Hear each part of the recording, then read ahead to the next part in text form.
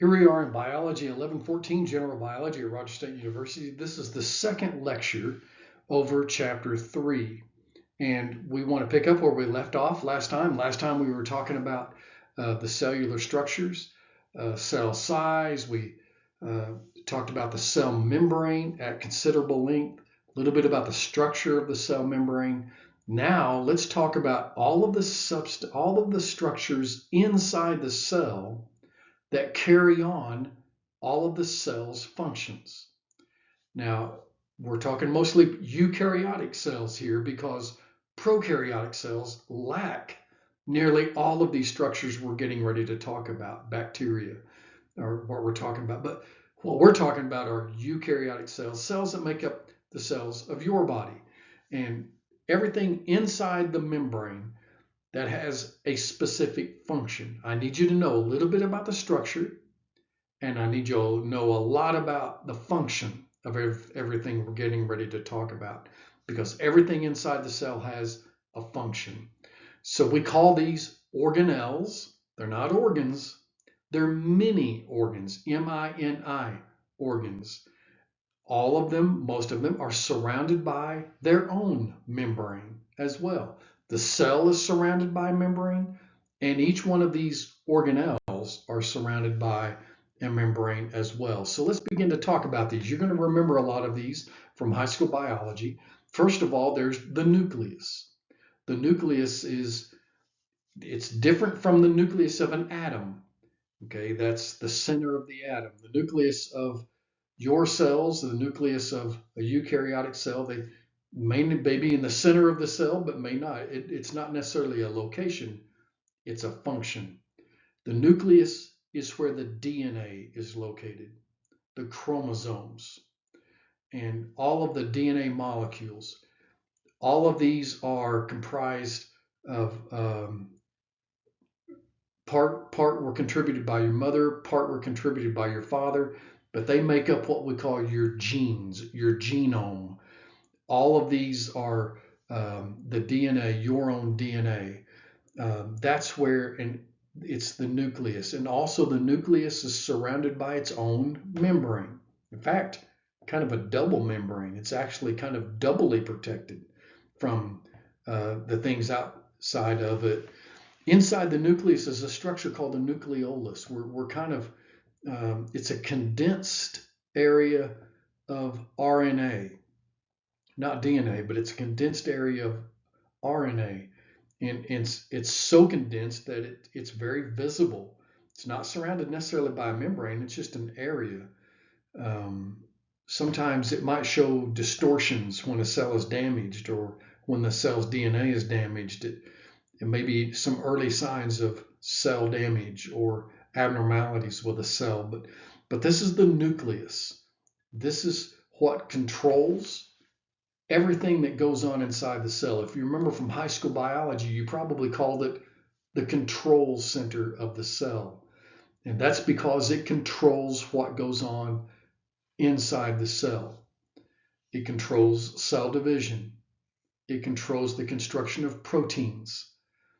Because it contains all of the information. It contains all of the instructions. You know how in your car or your truck, your vehicle, in the glove compartment, you have an owner's manual that contains the instructions. Well, that's what the nucleus. It contains all of the instructions to build proteins and carry on functions inside the cell. It controls what happens inside the cell. Proteins are made or constructed out in the cell itself, not in the nucleus. They are made or constructed on what we call ribosomes. These ribosomes are sometimes attached to other organelles inside the cell, or they're just free floating. RNA is a substance that carries the instructions from the nucleus out into the cell where proteins are made or constructed. Sometimes these proteins are used outside the cell, and so they are transported through the membrane to the outside of the cell. But they carry on a very specific function. So ribosomes are structures where proteins are constructed in the cell. Sometimes they are free-floating ribosomes, sometimes they are attached to another substance. That substance that they are attached to is called ER. Now it's a long word. It's endoplasmic reticulum. ER is much easier to say. But the endoplasmic reticulum is this orangish appearing substances here inside this cell, outside the nucleus, out here in the cell. It's a transport system. It's analogous to your arteries and veins. It's a very poor analogy, but because cells don't have arteries and veins, but this is where things are moved throughout the cell. Liquids, even some solids. It's how they are moved or transported throughout the cell. They are tubular. They're enclosed. They're hollow. They are surrounded by a membrane. We're only showing a little bit in this cell, but normally it fills up almost the entire cell. They also serve as attachment points for ribosomes. You can see them on the outside surface here. And that's why we call this RER, because ribosomes are attached here. It's rough endoplasmic reticulum. So this is a transport canal-like tube system that extends all the way through the cell called ER, or endoplasmic reticulum. Sometimes small things will be secreted here from the endoplasmic reticulum. These are called vesicles. Vesicles are hollow shaped, almost like bubbles inside of the cell. They store liquids, fluids, enzymes, things that the cell wants to keep contained in a membrane, and we call these vesicles. Here's another apparatus in the cell. It looks like a stack of pancakes to me. It's another poor analogy, but it's a stacked system of canals and tubes, and they're kind of compressed on top of each other. It's called the Golgi apparatus. A famous scientist named Golgi is who discovered this inside of cells, but it's a stack of membranes, and what happens is this is where materials from vesicles are delivered to. They are changed or constructed, and then they are secreted on the other end.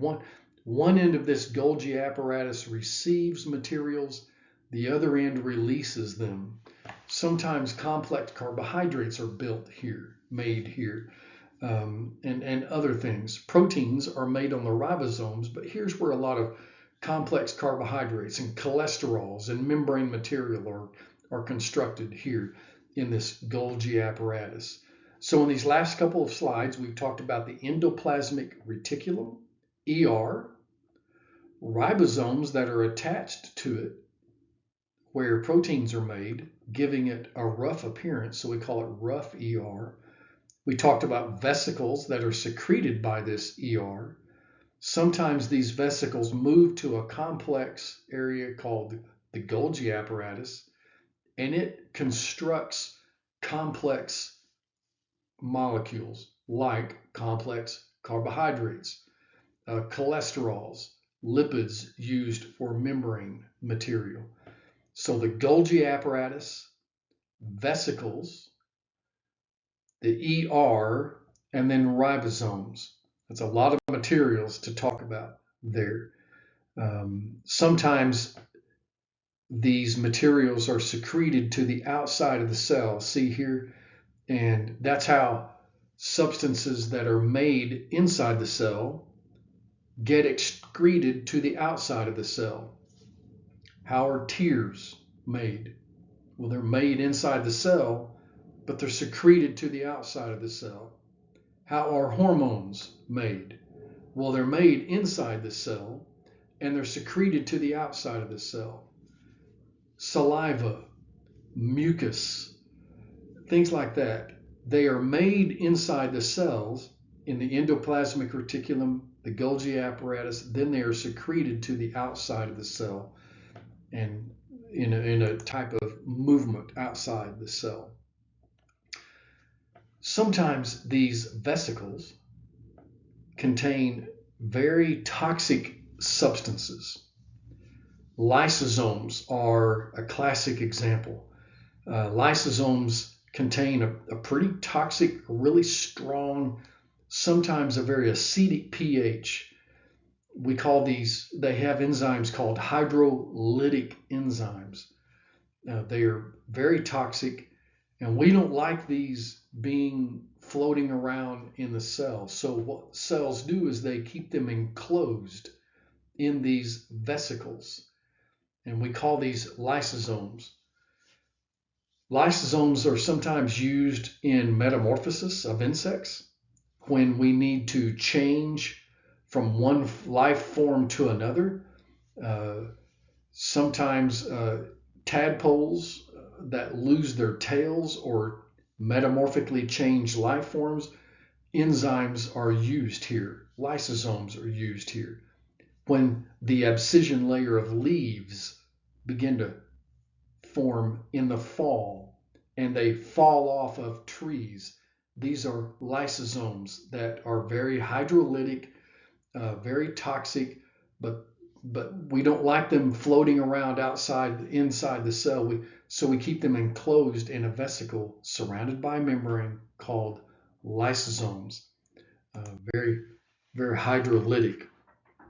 Plant cells have some vesicles, or what we call vacuoles. Like, look at this thing here. It's a large bubble inside of a cell that contains water. Look at this plant cell here that is almost entirely filled up with water. This is called a vacuole, surrounded by a membrane, but almost always filled with water. Some organisms will fill these vacuoles with food as well that they have consumed, but most plant cells contain a very large central vacuole surrounded by a membrane and filled with water. You know what happens to plants when you don't water them? They wilt or shrivel. So in plant cells, not only do they store water, these vacuoles, but they also give the plant some support and form. And so these central vacuoles inside of plants are very important, surrounded by a membrane, filled with water. These are called vacuoles. Some other of these vesicles inside of cells, like this one here, contain, again, very toxic enzymes, very low pH. We've already talked about the lysosomes, but peroxisomes are the same way. They contain peroxide, hydrogen peroxide. We don't like that floating around inside the cells. So what cells do is they keep it enclosed in a vesicle, and we call those peroxisomes. Again, pretty toxic, but we like to keep them bound up inside of a vesicle. Hey, we're moving on. We don't have too many slides in this section, but hang with me. Here's a very important one right here. This is a mitochondria. You probably remember this from high school biology when your teacher called this the powerhouse of the cell. This is where the cell makes energy. Your cells make energy. You consume glucose. Let me rephrase that. You consume foods that contain carbohydrates that are broken down into glucose. Your cells take in glucose. Insulin is the protein that helps that. Your cells take in glucose, carry it to the mitochondrion. This is where your cells convert glucose into energy. And you might remember from high school biology, that's called ATP energy, adenosine triphosphate, 3 phosphates. Well, this is where that's done. This is where your cells make energy. It is so complex that most scientists think these were actually probably primitive cells themselves. In fact, they contain their own DNA. Look at that right there. They contain their own DNA surrounded by a membrane. Look at the structure here. It looks kind of like a footprint in the snow or a footprint in the mud. But this is where cellular respiration occurs, very important function. This is where sugars are converted to energy inside the cell. Now, I need you to kind of think about this for a second.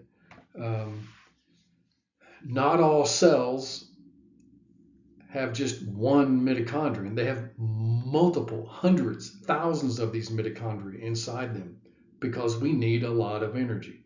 But I need you to think about something. Don't take any notes here. But not all cells across the human body contain the same amount of mitochondria. Some cells have high mitochondria content. Some cells, not so much. Think about parts of your body.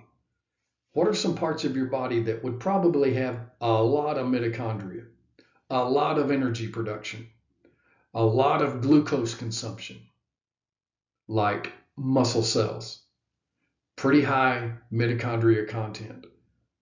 Some parts of your body that may not have a high mitochondria content, not necessarily a lot of need for energy production.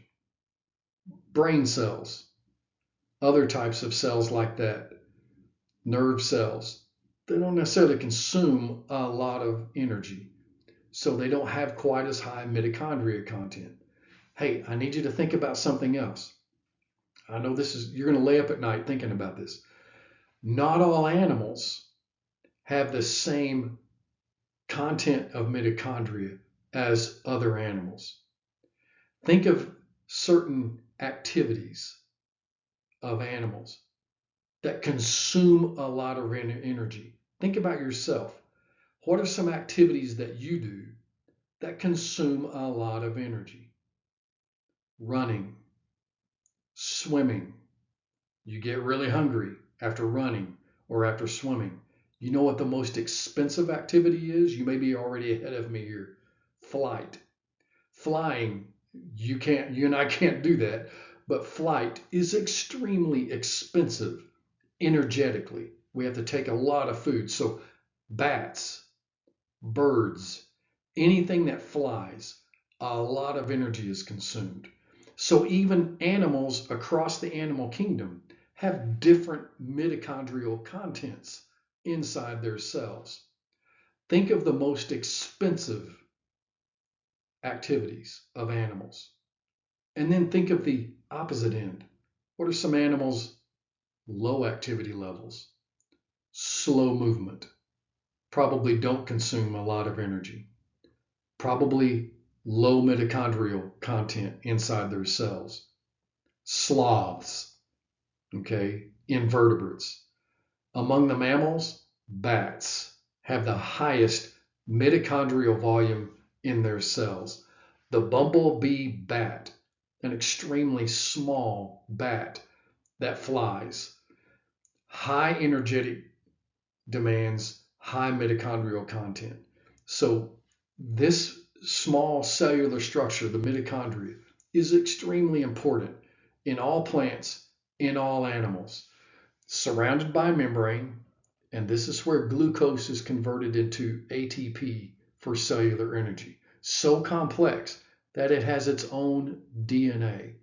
Most of the DNA for your mitochondria were contributed by your mother, but extremely important organelle inside the cell. But we need to move on.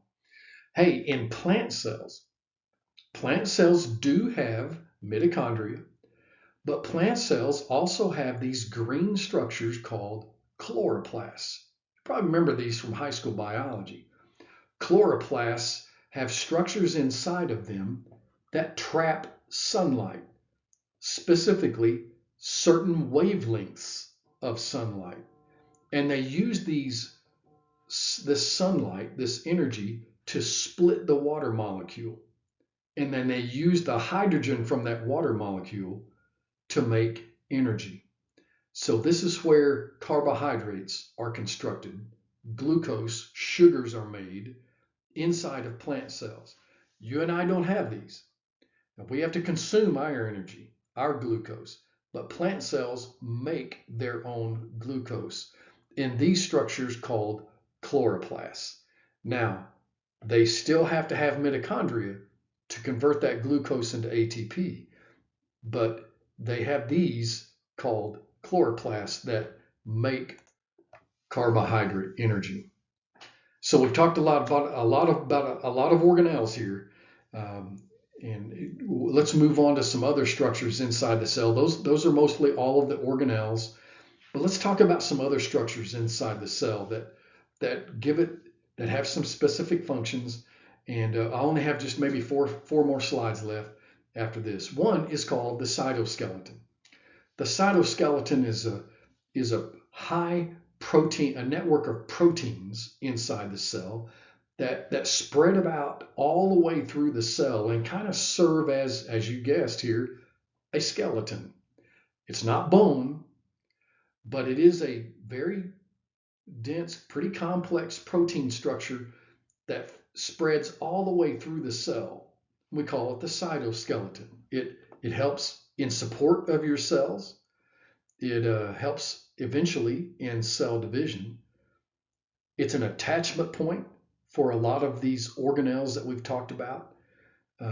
They help in cell movement if cells move, like these white blood cells here. But this is what's called the cytoskeleton, a protein structure that's used for structure and form inside your cells.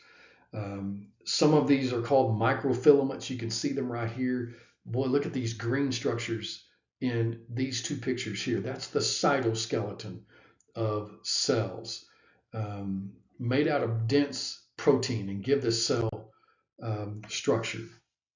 Some cells, you know this, have flagella. Sperm cells, in human sperm cells, they have flagella used for movement. Other cells have cilia that are also kind of used for movement. Both cilia and flagella have very similar structures. Little different functions, but similar structures. Here's flagella that are used by sperm cells in humans for movement. Also, some male-like gametes in plants will have flagella. We've talked about sponges and that will produce sperm cells that swim. The cnidarians will produce sperm cells with flagella for movement. It carries some DNA inside of it. But these structures here, they're not long whip-like. Instead, they're kind of short hair-like structures called cilia. Cilia is used differently inside your bodies. Your upper respiratory tract is lined by cilia cells, cells that have cilia on the outside. They tend to trap substances, especially accompanied with mucus, kind of serve as a trap for substances coming in through your nostrils or coming in through your mouth or coming in through your ears and your eustachian tubes. But these are used as kind of a defense, and they trap and then they'll move substances back out. That's what causes sneezes sometimes, is your body's trying to get rid of these foreign substances, and they get trapped and hung up in the cilia and mucus, and that's how we get rid of them. In the fallopian tubes of females, these cilia move and they move eggs along in your uterus. That's how they kind of like at concerts when you body surf and you move these substances along. In your digestive tract, these cilia are used to absorb nutrients from food as they pass through your digestive tract. So these two structures are cellular structures, normally on the outside of cells.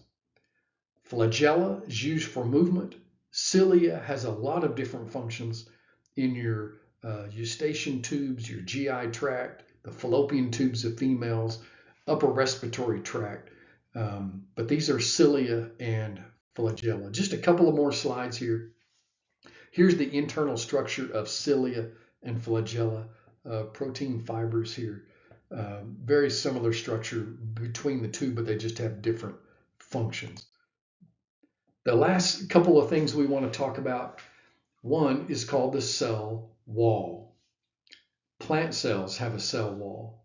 Animal cells do not have a cell wall.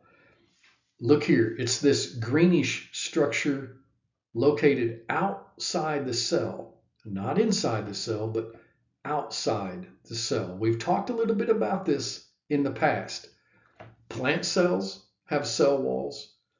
Fungus cells have cell walls. Bacterial cells have cell walls, but animal cells do not. It's a complex carbohydrate comprised of cellulose. It's very fibrous. In fact, this is where we get the word in our diet of fiber. It's very fibrous, complex carbohydrate, cannot be digested by you and I. We don't have the enzymes to digest these carbohydrates, but it gives a considerable amount of strength to plant cells, regulates some volume, kind of keeps the cell from bursting when it fills up with water. But I need you to think about something here. Plant cells don't have a skeleton like you and I do. Plants don't have a skeleton like you and I do. They don't have an external skeleton like insects. But plants have this structure, a cell wall, around each cell. Every plant cell has this. And it is so rigid that it takes a chainsaw to cut down a tree or a saw to cut some of this stuff down. That's how much structure this cell wall gives to plant cells. Very rigid structure. And now bacterial cells have this too, and so do fungal cells. And the complex carbohydrate in each of those is different. But in plant cells, it's called cellulose, is the carbohydrate that forms this plant cell. Now, plant cells are so rigid because they are surrounded by this cell wall that it's tough to move materials out of these plant cells or from one plant cell to the next because they're not flexible like animal cells. So they developed a structure called the plasmodesmata that moves from one cell to the next, and it actually moves through the cell wall. And so that's how nutrients, chemicals, particles can move from one cell to another in plant cells, these plasmodesmata. So I need you to think about something here, very important. Make sure you understand that all of these structures inside the cell.